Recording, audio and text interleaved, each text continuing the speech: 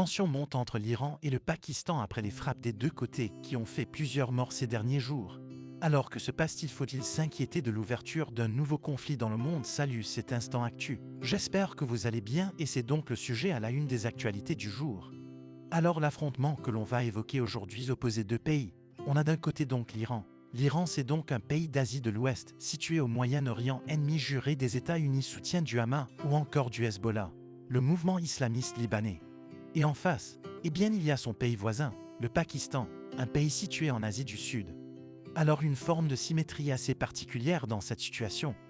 Je vais vous expliquer. En fait, ces deux pays, l'Iran et le Pakistan, s'accusent régulièrement l'un et l'autre de permettre à des groupes rebelles d'opérer depuis le territoire de l'un ou de l'autre, donc pour attaquer le pays voisin.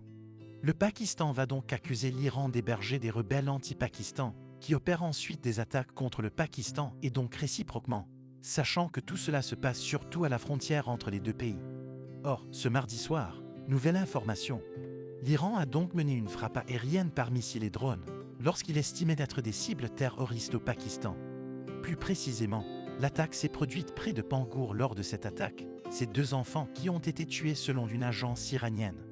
Cette frappe visait le quartier général au Pakistan du groupe djihadiste Jaesh al-Achadé, qui veut dire armée de la justice en arabe. Ce groupe est considéré comme une organisation terroriste par l'Iran, mais aussi par les États-Unis.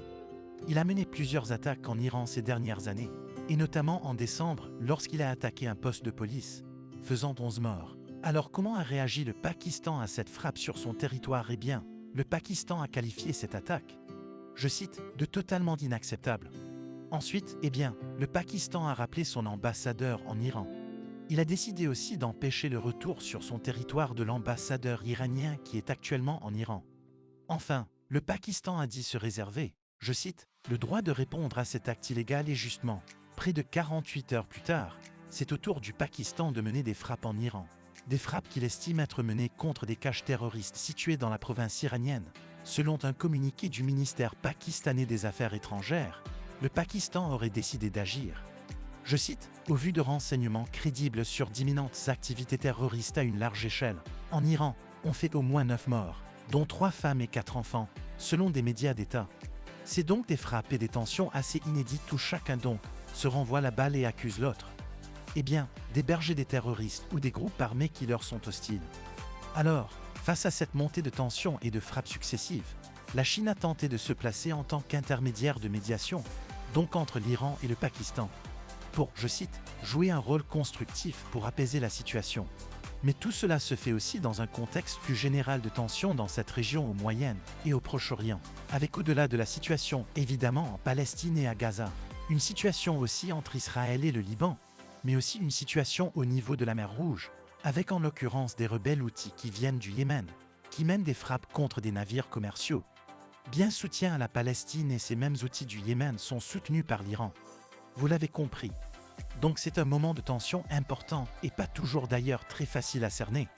J'en suis assez conscient dans la période actuelle.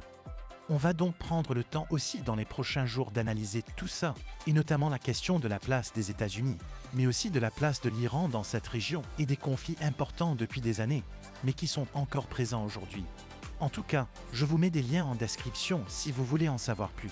En bref, si jamais vous avez des conseils ou des suggestions, des choses que vous appréciez particulièrement dans ce format, des actus du jour, n'hésitez pas à me le dire dans les commentaires sur YouTube. On prend le temps chaque jour de lire vos commentaires et de voir ce qu'on peut changer, ce qu'on peut améliorer. Donc n'hésitez pas, prenez soin de vous, prenez soin de vos proches et puis je vous dis du coup à très vite.